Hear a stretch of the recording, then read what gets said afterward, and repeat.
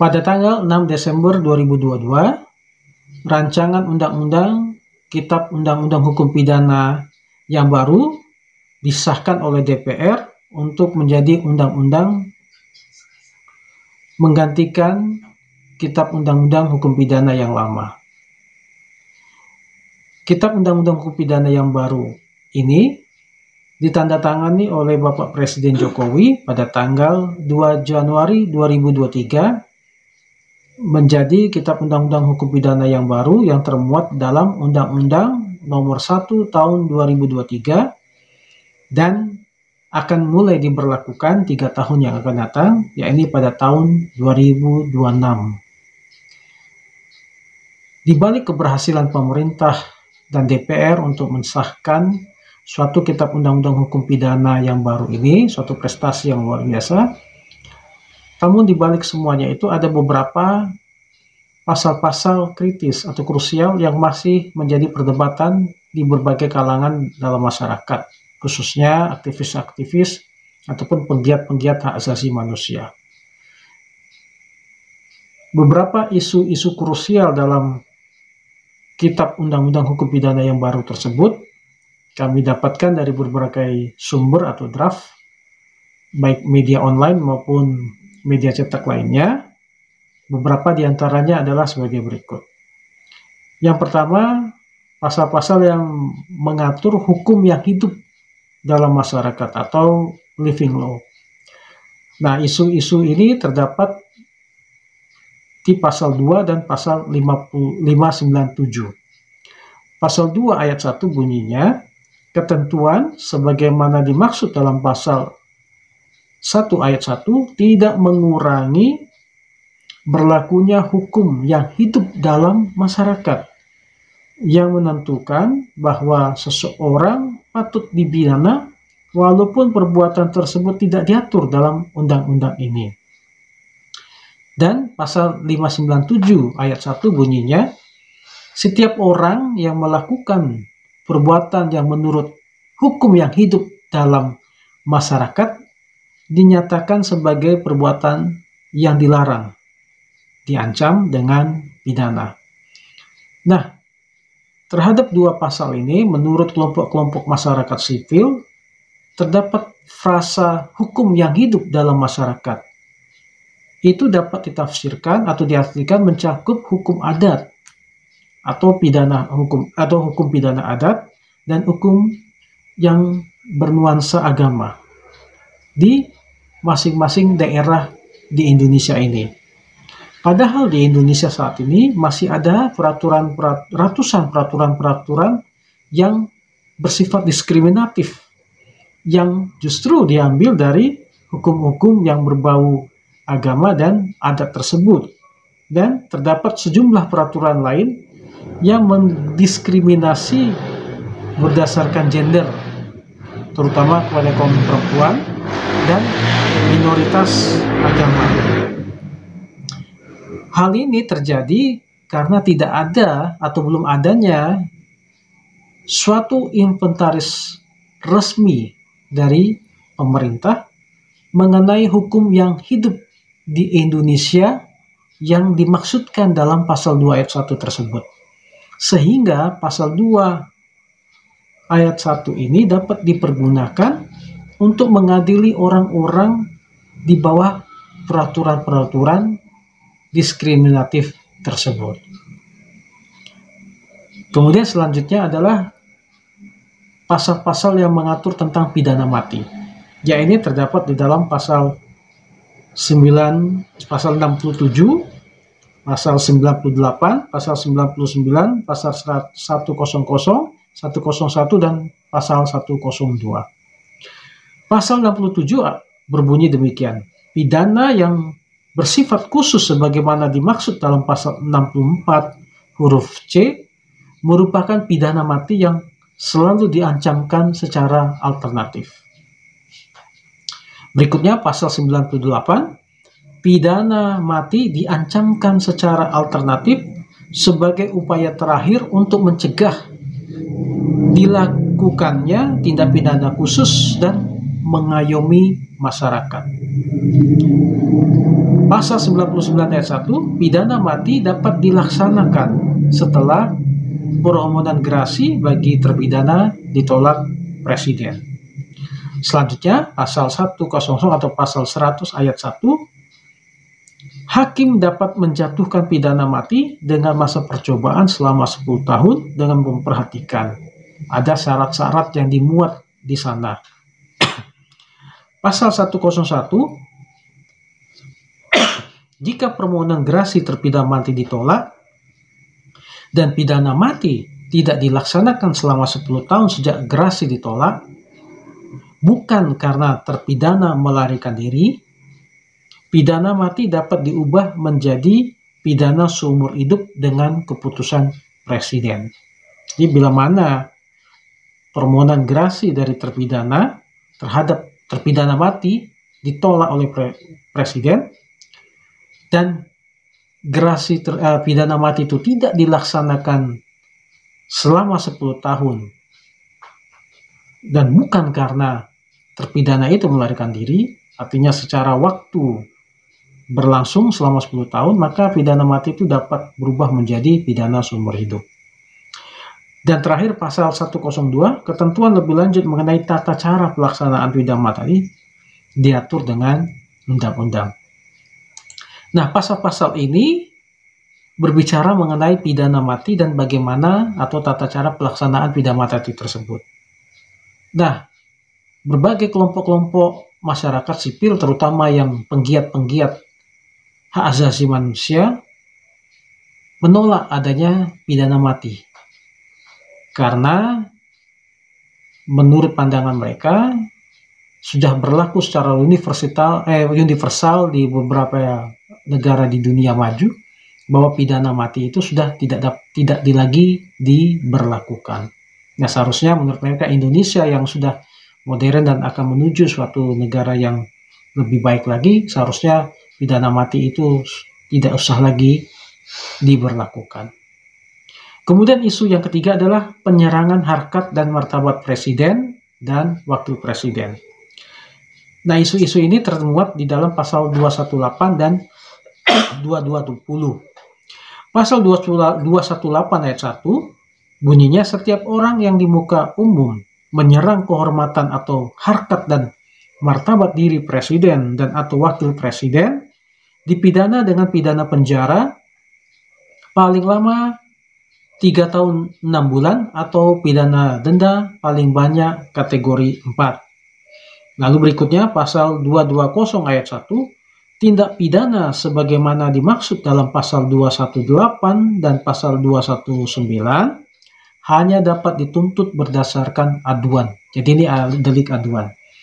Nah, menurut kalangan sipil atau penggiat aktivis-aktivis demokrasi mengkhawatirkan bahwa pasal-pasal ini berpotensi menghambat kebebasan berpendapat dan berpotensi mengkriminalisasi kerja-kerja jurnalistik atau orang-orang yang mengkritik kebijakan-kebijakan presiden. Namun sebenarnya menurut tanggapan dari pemerintah bahwa yang dimaksudkan dalam pasal ini adalah menyerang harkat, bukan secara pribadi presiden atau wakil presiden, bukan kebijakan-kebijakannya. Lalu yang keempat, isu mengenai menyatakan diri dapat melakukan tindak pidana karena memiliki kekuatan gaib. Nah, isu ini diatur di dalam pasal 252 ayat 1. Bunyinya demikian. Setiap orang yang menyatakan dirinya mempunyai kekuatan gaib, memberitahukan, memberikan harapan, menawarkan, atau memberikan bantuan jasa kepada orang lain, bahwa karena perbuatannya dapat menimbulkan penyakit, kematian, atau penderitaan mental atau fisik seseorang, dipidana dengan pidana penjara paling lama 1 tahun 6 bulan atau pidana denda paling banyak kategori 4. Nah, kebanyakan masyarakat atau beberapa kalangan sipil berasumsi bahwa pasal ini ditujukan kepada suatu perbuatan seperti santet atau guna-guna dan sebagainya. Tetapi menurut penjelasannya dikatakan bahwa pasal ini tidak ditujukan kepada hal-hal yang seperti itu, tapi lebih ditujukan misalnya ada orang yang mengaku-ngaku bisa dengan kekuatan gaibnya melipat gandakan uang. Nah, ternyata tidak. Nah, jadi tindak pidana tersebut yang dimaksudkan dalam pasal 252 ayat 1 ini. Jadi bukan untuk membuktikan adanya suatu tindakan pidana yang berkaitan dengan santet atau guna-guna dan lain sebagainya. Lalu isu yang berikutnya adalah mengenai demonstrasi atau menyatakan pendapat di muka umum. Itu diatur di dalam pasal 256. Bunyinya, setiap orang yang tanpa pemberitahuan terlebih dahulu kepada yang berwenang mengadakan pawai, unjuk rasa, atau demonstrasi di jalan umum atau tempat umum yang mengakibatkan terganggunya kepentingan umum, menimbulkan keonaran atau huru-hara dalam masyarakat, dipidana dengan pidana penjara paling lama 6 bulan atau pidana denda paling banyak kategori 2. Nah, pasal 256 ini dikhawatirkan oleh aktivis-aktivis demokrasi ataupun juga oleh jurnalis bahwa pasal tersebut dapat mengekang adanya demokrasi dan menempatkan kebebasan berpendapat pada posisi berisiko karena dapat dianggap kejahatan. Artinya, melakukan pawai, unjuk rasa, atau demonstrasi jalan umum dapat dipergunakan untuk melakukan penindasan terhadap demokrasi. Demikian menurut para pengamat atau di kalangan masyarakat tersebut. Nah, berikutnya adalah isu mengenai mengganggu jalannya persidangan atau diistilahkan dengan contempt of court. Diatur di dalam pasal 280. Di mana letaknya? Ayat 1 dikatakan demikian. Dipidana dengan pidana denda paling banyak kategori 2 setiap orang yang pada saat sidang pengadilan berlangsung, huruf D-nya mengatakan tanpa izin pengadilan memublikasikan proses pengadilan secara langsung atau live streaming. Nah, yang dimaksud secara langsung pada ayat ini adalah mencegah dilakukannya live streaming atau siaran langsung pada saat sidang diselenggarakan. Maksudnya adalah demi ketertiban umum. Dan yang paling utama adalah maksud dari tujuan dari pasal ini adalah untuk mencegah para saksi yang belum didengar keterangannya mengetahui keterangan yang telah disampaikan oleh saksi sebelumnya.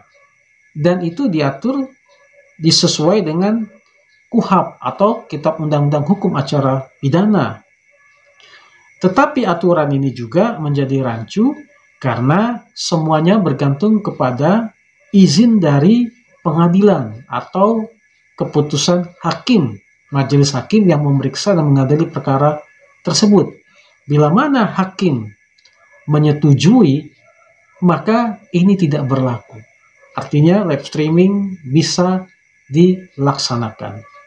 Tetapi menurut saya karena maksud dan tujuannya adalah untuk mencegah saksi yang belum diperiksa mengetahui keterangan saksi yang saat diperiksa melalui live streaming atau siaran langsung, seharusnya dibuat suatu peraturan yang baku, yang tegas dan jelas bahwa live streaming tidak boleh diberlakukan.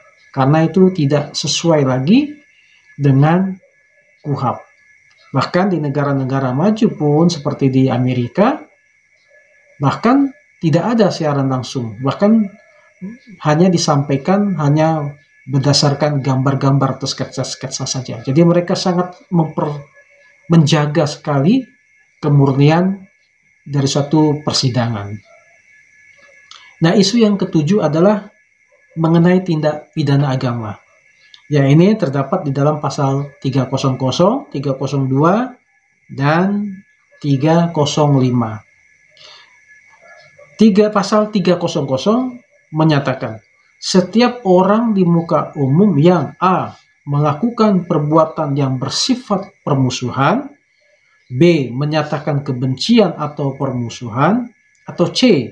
Menghasut untuk melakukan permusuhan, kekerasan atau diskriminasi terhadap agama, kepercayaan orang lain, golongan atau kelompok atas dasar agama atau kepercayaan di Indonesia, dipidana dengan pidana penjara paling lama 3 tahun atau pidana denda paling banyak kategori 4. Berikutnya, pasal 302 ayat 1, setiap orang yang di muka umum menghasut dengan maksud agar seseorang menjadi tidak beragama atau kepercayaan di Indonesia dipidana dengan pidana penjara paling lama 2 tahun atau pidana denda paling banyak kategori 3.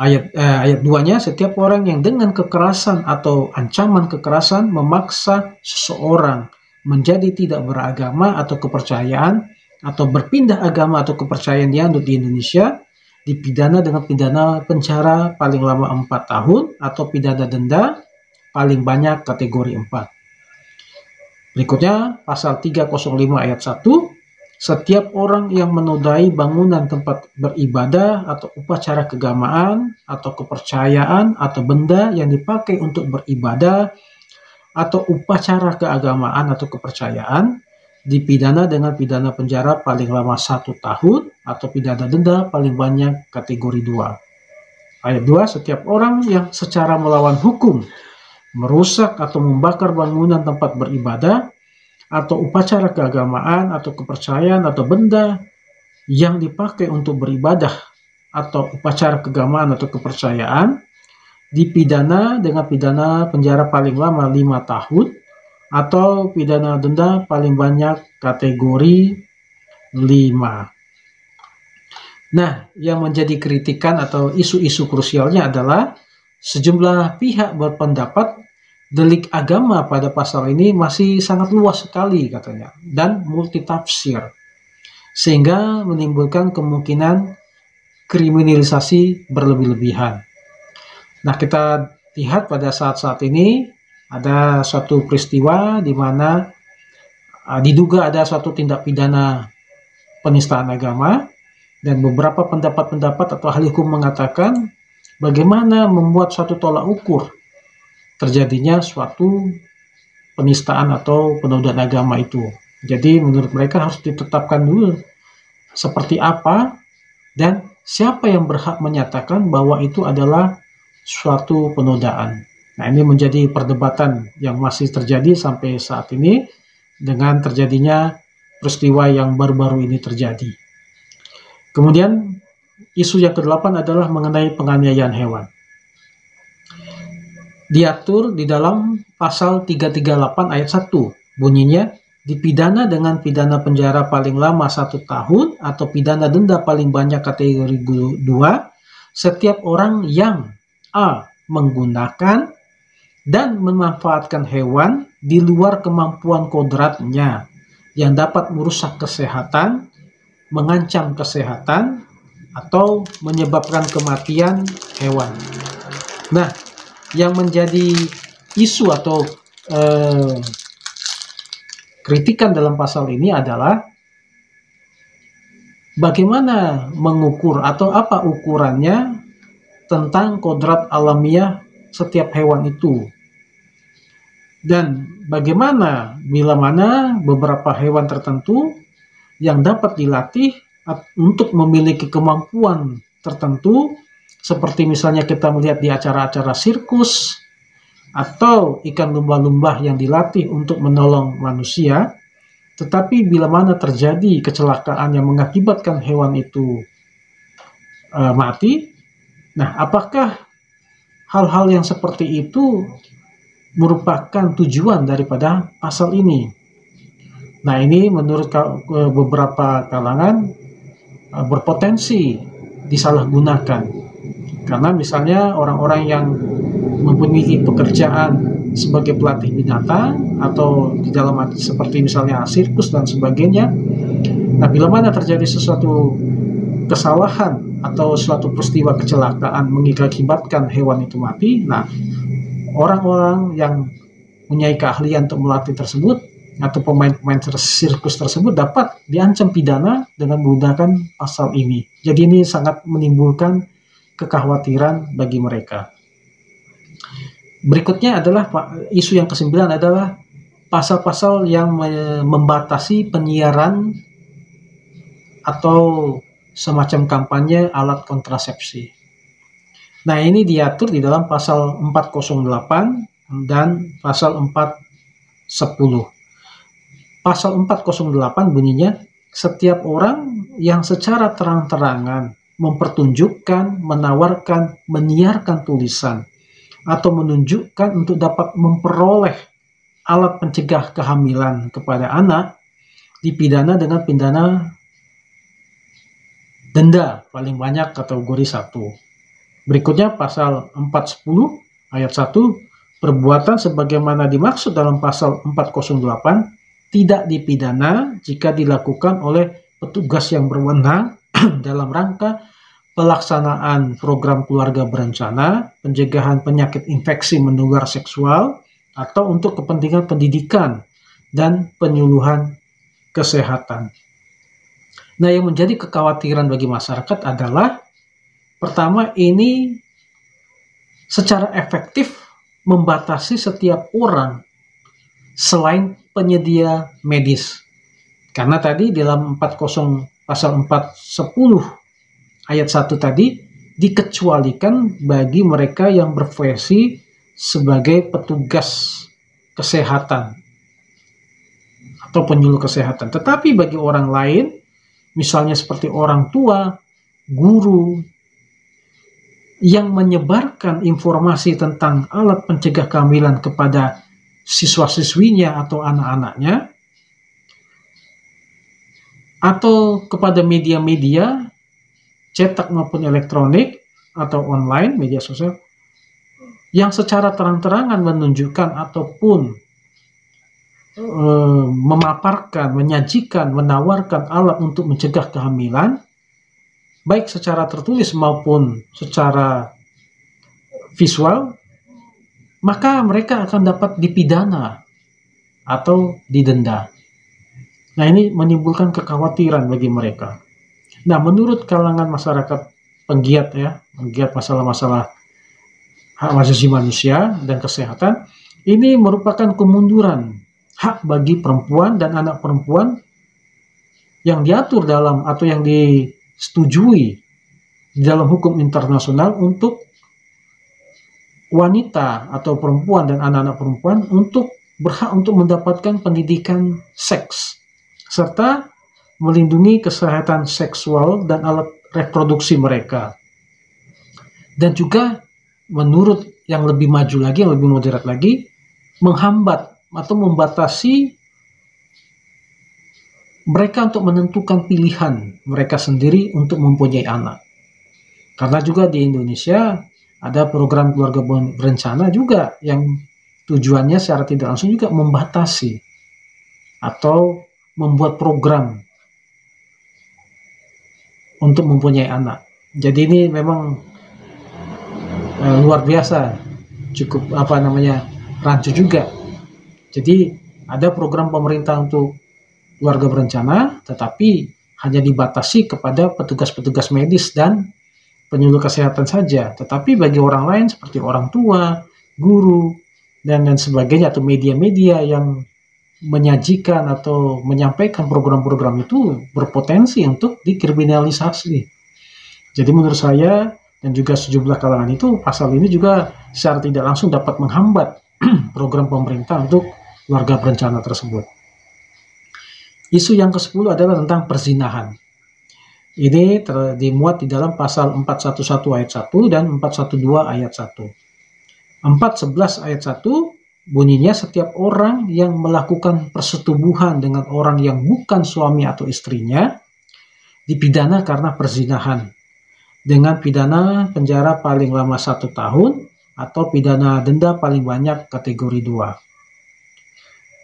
Nah, menurut kalangan sipil atau menurut penggiat asasi manusia,